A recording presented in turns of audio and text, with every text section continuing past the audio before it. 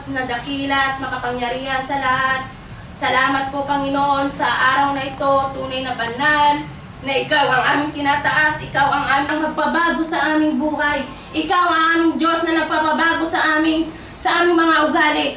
Araw-araw po kaming magbabago, Panginoon, dahil sa iyo, Panginoon. Naniniwala kami, Panginoon, na Ikaw ang Diyos na dakila na magpapabago sa amin, Panginoon. Hindi namin kayang magbago, Panginoon. Everything I wish you.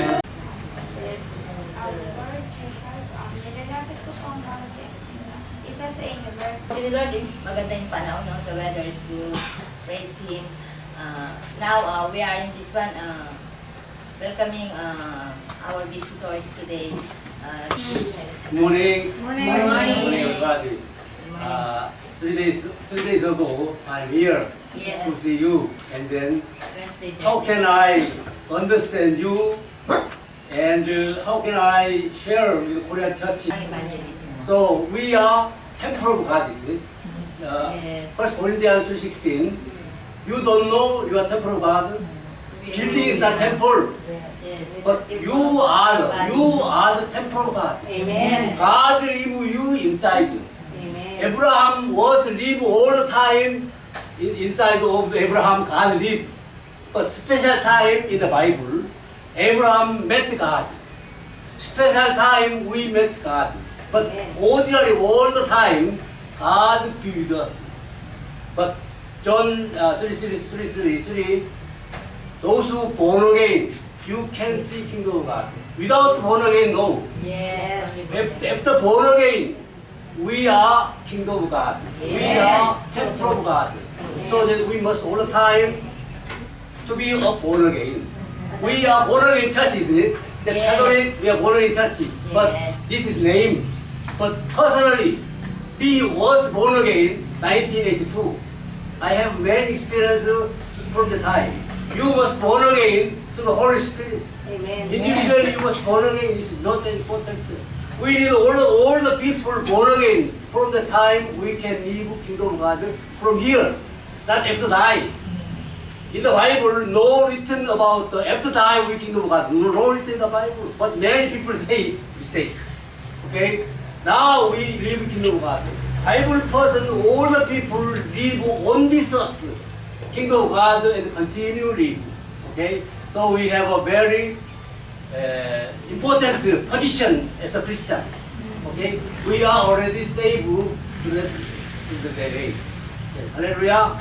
Thank you very much. Maraming salamat po, Panginoon Lord God, sa umagang ito, Panginoon Lord God. Pinatas ka namin sa gawain ito, Lord God. Pinupuri ka namin, pinapasalamatan ka namin, Panginoong Jesucristo, sa iyong dakilang pangalan, sa pangalan ng aming Panginoong Jesucristo na aming tagapagligtas. Amen. Amen. Praise God. Hallelujah. Ako po si Annalyn Carino, 42 years old. Nag-umpisa pa lang po ang JMC2. Ito po ay isang outreach church. Nagmula po sa JMC1.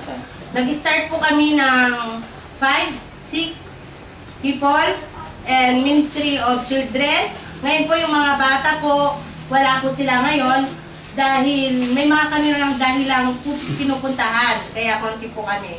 Pero every Saturday, meron po kaming prayer meeting, Bible study sa lugar na ito na nais kong laging ibinabahagi ang kabutihan ng ating Panginoon, na siya lamang ang magliligtas, siya ang mag-iingat sa bawat pagkakataon na siya ay ating tinatawagan, na huwag silang matakot sa hamon ng buhay, dahil sa buhay natin marami pong challenge, marami pong pagsubok. Kaya ako po, favorite verse ko po yung Isaiah 41 verse 10. Ako isa sa iyo, huwag kang matakot, ako ang Diyos. Hindi ka dapat mangamba, papalakasin kita at tutulungan, iingatan at ililigtas. Amen po ba? Ito pong verse na ito pinanghahawakan ko na ang Diyos ang magliligtas sa akin. God is done. God, ginawa na po niya, natapos po na niya ang buhay niya bilang isang tao dito na napatunayan niya na mayroong pong buhay na walang hanggan. Siya'y anak ng Diyos at tayo magiging anak din ng Diyos. Tayo anak ng Diyos, kaya magkakaroon din tayo ng buhay na walang hanggan At ito ay ating panghawakan. God to glory. Ito.